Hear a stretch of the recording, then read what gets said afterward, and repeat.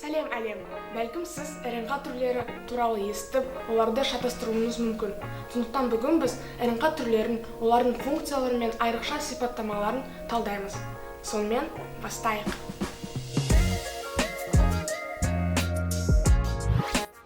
Алдымен РНК не екенін білейік.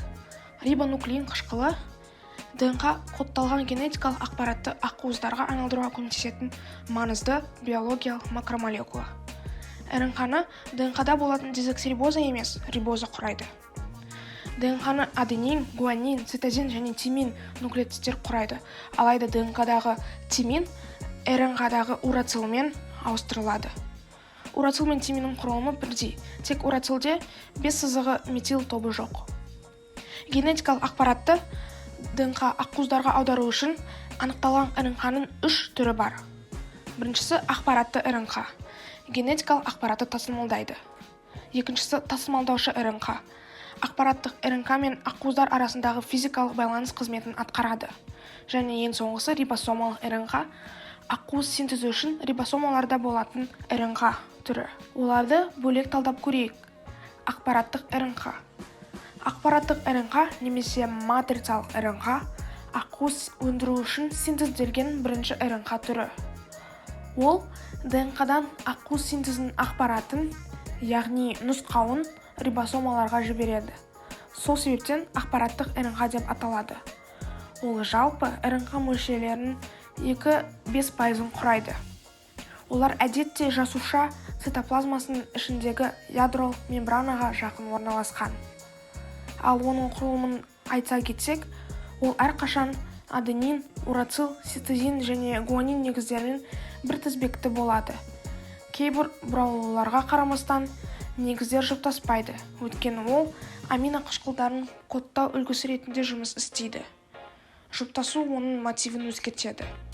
Оның негізгі тізбегі ДНК тізбегіне комплементарлы, ал мРНК түрлері гендер санына тең. Екіншісі рРНК.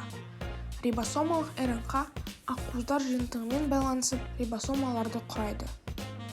Қызметі рРНК рибосоманың құрамдас бөлігі болып табылады және рибосомалар орналасқан жасуша цитоплазмасында орналасқан. Барлық тірі жасушаларда рибосомалық РНК ақпараттық РНК-ны ақуыздарға синтездеуде және аударуда негізгі рөл атқарады.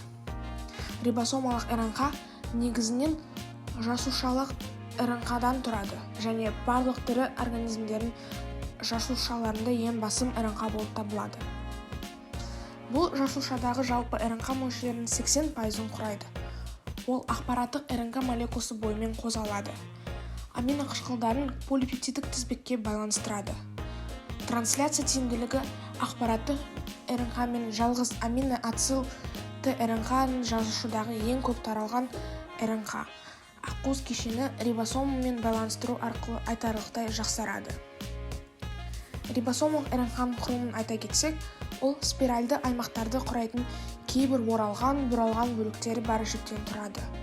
Спиральды аймақтарда базалық жұптар негіздері бір-біріне комплементарлы болып табылады. Керісінше, кеңейтілген аймаққа қосымша негіздер жоқ. Транспорттық РНК. Транспорттық РНК құрамында 70-80 нуклеотиді бар РНК-ның 3-ші түрінің ең кішісі. Қызметі трансляция үшін өте маңызды, өйткені олар ақуыз синтезі кезінде амино қышқылдарын тасымалдайды. Осылайша, транспорттық РНК тасымалдаушы РНК ТРНК ретінде белгілі.